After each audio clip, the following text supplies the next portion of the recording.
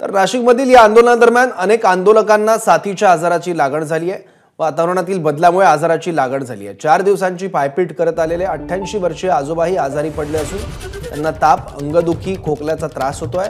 मात्र मागण्या मान्य झाल्याशिवाय मागे हटणार नाही असा निर्धार त्यांनी व्यक्त केला आहे। विशेष म्हणजे मुंबईला निघालेल्या पायी लॉंग मार्चमध्ये आजोबा सामील झाले होते।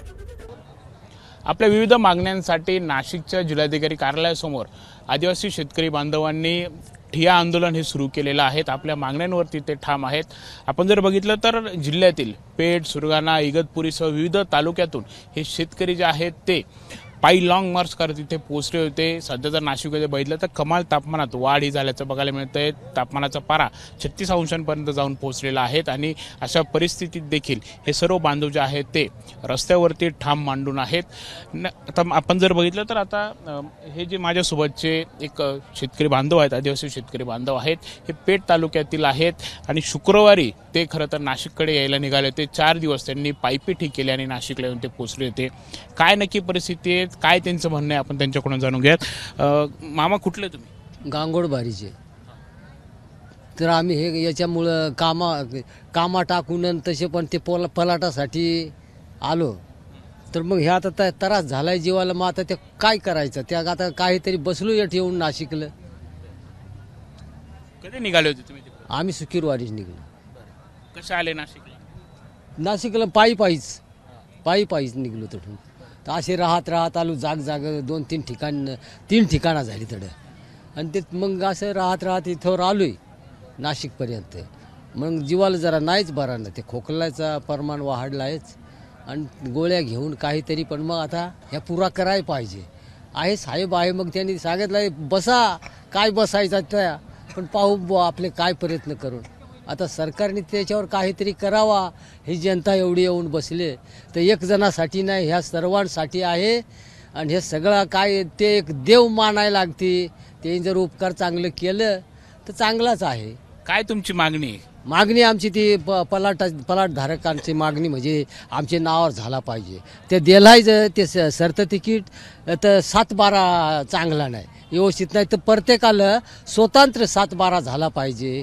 आणि मग त्याचा काहीतरी त्याला लाभ भेटायच्या टायमाला कोणाची ती ही नको, कारण अडचण नको या, म्हणून त्याचा स्वतःच 7-12 झाला पाहिजे। आणि काय त्या कोणाला 1 गुंठ, कोणाला 2 गुंठ याच्यावर वाढीव निदान 5 एकरपर्यंत तरी ती मिळायला पाहिजे। आणि असं आमचा म्हणणं आहे। घरी कोण कोण असतं? घरी आहेत ना, मूल आहे, सून आहे आणि त्यांची 2 पोरं आहेत। इकडे कोण कोण आले? आता मी एकटाच आले। काय काय आणलं सोबत काय आणू आता? काहीच नाही, ह्या गोदडी आणल्या आता आणि तांदूळ भर आणलं तर ते मग खातू, यांच्यात दिलं शिजवून खातू। मग काय करायचं आता, दुसरा काय पर्यायच नाही। आणि मग चाललाय वर्गणी करत आता, पोरा भाजी बिजी आणत आता आणि बस, दुसरा नाही विलाज। मग आता तुम्ही मागे जो मुंबईला पायी लॉंग मार्च निघालता तिथे पण गेले होते का? मग तिथवर जाईल, पण आता मग त्याला काय त्या तठावर जाऊन अर्धेच फोकारून पाडजत।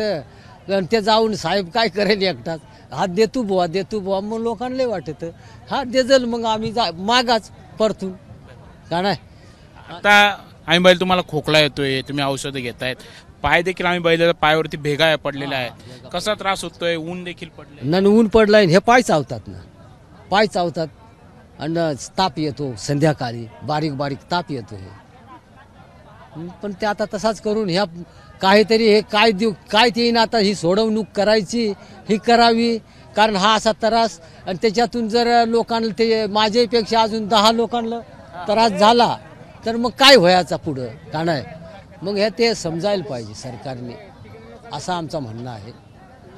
किती दिवस थांबले आता काय ते तिकून त्यांचा अजून आज येतील, उद्या येतील, असून काही निरोप तर आला नाही। मग काय त्यांचा निरोप येसपर्यंत आम्हाला काय कळणार आहे? तिकूनच निरोपच आला पाहिजे ना। आता आमच्याच मनाचा माहीत नाही ना, त्यांना साहेबांना निरोप येईल तेव्हा मग यांना कळवजल आणि मग तेव्हा जाऊ घरी, नाही तर बसलं ताठे उपासनाला। मग आता काय करायचं? वन हक्काच्या मागणीसाठी तसेच इतरही आमचे 11 प्रश्न आहेत। तर ही जी गरीब जनता आमची आहे, यांचे वडिलोपार्जित काही जे वन हक्क आहेत आणि ते वन हक्क त्यांना मिळावेत. कारण जल जंगल जमीन हा आदिवासींचा अधिकार आहे आणि ह्या भरोश्यावर सगळ्यांनी दावे दाखल केले. दावे मंजूर झालेत.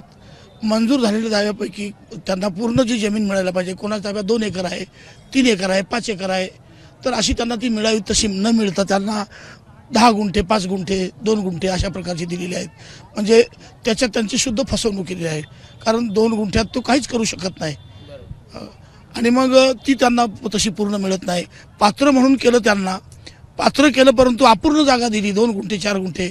त्याच्यामुळे आमची मागणी आहे की आम्हाला आमच्या ताब्यात असलेलं क्षेत्र मोजून आम्हाला मिळावं. दुसरं 7/12 हा आमच्या नावावर व्हावा. म्हणजे भोगवटदार जो आहे त्या भोगवटदाराच्या नावावर 7/12 व्हावा, अशी ही आमची मागणी आहे. आणि जोपर्यंत ती मागणी आमची पूर्ण होत नाही तोपर्यंत आम्ही निर्धारण इथं बसतो. आम्ही जो मंत्र्यांशी चर्चा होत नाही किंवा संबंधितांशी चर्चा होत नाही, आम्हाला ते होकारार्थी जोपर्यंत म्हणत नाही. कारण मागच्या वेळेस आम्ही 2दा मुंबई लॉंग मार्च केला, 3दा केला, तर त्यावेळेस त्याने आम्हाला हो म्हटलं, आश्वासन दिलं, लेखी आश्वासन दिलं, तरी पण अद्यापपर्यंत त्याची कुठल्याही प्रकारची कार्यवाही झालेली नाही. आणि काय काय अडचण येतात कुठं इथं आता इथं खाण्यापिण्याची अडचण म्हणजे स्वयंपाक करणं. आता स्वयंपाक करताना आमचं शिदा आहे, पण सरपंच संपलं. अडचण आहे आमची ती. आता नाशिकमध्ये काही सरपंच आम्हाला मिळणार नाही. आम्ही आमच्या भागात असतो तर सरपंचही भरपूर मिळालं असतं, पण ती सगळ्यात मोठी अडचण आमची आता आहे सरपंचाची. त्यानंतर वयस्कर काही माणसं आहेत, त्या माणसांना आज याचं डोकं दुखलं, त्याला ताप आला, अशा किरकोळ गोष्टी चालू आहेत. परवाला एक माणूस आमचा असाच अचानक चक्कर येऊन पडला, खलास झाला तो. म्हणजे हे लढे करत असताना आमची माणसंसुद्धा म्हणजे बऱ्याच वेळेस असं घडतंय की त्यांना त्यांचा प्राण गमवावा लागतो. तरी पण शासन ह्या गोष्टीकडे दुर्लक्षित आहे. खेदाची बाब आहे ती. तर त्यांनी लक्षपूर्वक, काळजीपूर्वक, आम्ही ह्या गोष्टीसाठी आग्रह असे आहोत की आमचा हक्क आहे तो आम्हाला द्या. तुम्ही मान्य केलेलं आहे ते आम्हाला द्या. आम्ही नव्याने काही मागत नाही. आम्ही शासनाने मान्य केलेलं आहे, केंद्राने कायदा केलेला आहे 2006 साली, तेच आम्ही मागतोय. जे कायदा केला आहे, कायद्यात आहे, नियमात आहे, ते आम्ही मागतोय. याच्या व्यतिरिक्त आम्ही दुसरं काही मागत नाही. आपण बघत आहोत खरं तर त्यांच्या 7/12 जो आहे तो त्यांच्या नावावर लागावा, या अनेक त्यांच्या मागण्या आहेत. आता जवळपास आपण जर बघितलं त्यांना तब्येत त्यांची खरं तर खालावल्याचं बघायला मिळतंय. खोकला येतोय, पायाला भेगा पडलेल्या आहेत. मात्र आम्ही मागण्यांवरती ठाम आहोत. सरकारने लवकरात लवकर तोडगा काढावा अशी मागणी ते करतायत. कॅमेरामन मयूर बारगेसह प्रांजल कुलकर्णी, एबीपी माझा, नाशिक. एबीपी माझा, उघडा डोळे बघा नीट.